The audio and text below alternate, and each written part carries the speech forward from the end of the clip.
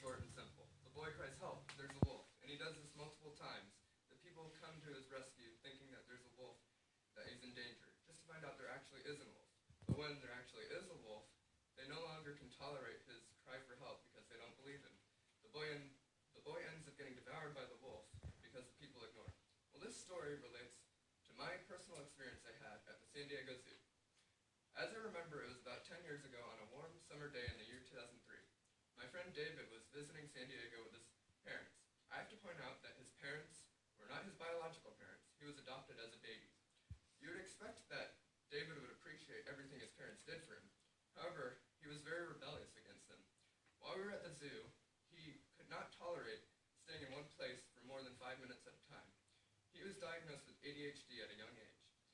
So he would go from one exhibit to the other within 2 seconds, and he kept threatening to run away to be completely out of sight of his parents, but he continued to just threaten to run away. Well, the way the zoo was that day was it was extremely crowded. The parking lots were filled to maximum capacity. There were millions of people. So my goal was to not get lost and to stay with his parents. In contrast, David wanted to run off and get lost, basically. He no longer kept his threat of just running off after his mother had to use the restroom for the 3rd time.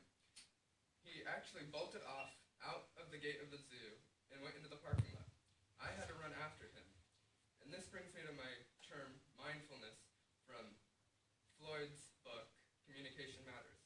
The term being mindful is the awareness that other people think and behave differently from yourself. I had to be Floyd states that unfortunately it's easier said than done. I had to be mindful that David had a different way of behaving that day. He was impatient, angry, and he just wanted to have his own good time on his own.